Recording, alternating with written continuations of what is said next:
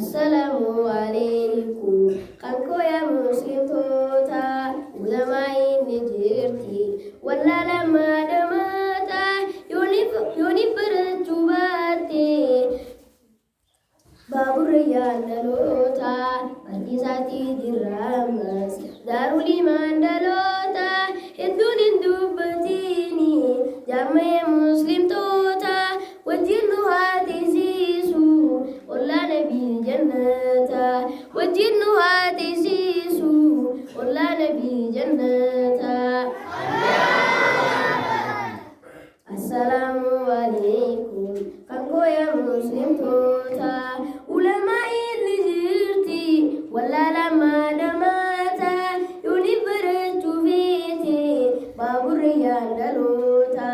barsiisaatii diraaman daaruu limaan dhaloota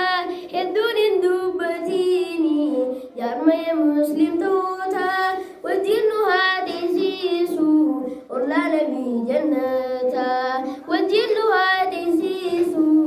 ollaa nabii jannata. Utuu isiin iyyaama karaa ilmi toohida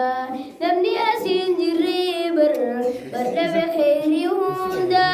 yoo ammaan hin baranne booddeen dantee ibidda yooniif cimtee baratte booddeen badhaasa rabbi guddaa badhaasa kan bareedu boruu fooqii jannata wajjin nu haasisiisu ollaa nabii jannata wajjin nu haasisiisu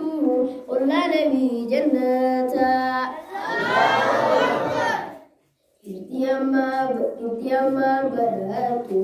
beelaa baay'isaa seeta gargaaru fayyadama Facebook irraa fidaata waa'ee farraa gagguusa waan hin qabne akkaataa umarii fi alii meeyoomitti hidhata sunnaa nabii keenya sanuu itti kanfata jireenya isaa guutuudha barfakkeessee jiraata warra yahudotaati ummata fofokuuta yaa rabbi nuuf qajeelchi kan akkasii ummata wajjin nu haasisiisu ollaa nabii jannata wajjin nu haasisiisu ollaa nabii jannata. Assalamu alaikum kan koya muslimtoota ulama inni jirti wallaalama dhamata yooni barachuu feete baaburra yaadaloota barsiisaatii diraaman daaruu limaan dhaloota hedduun hin dubbatini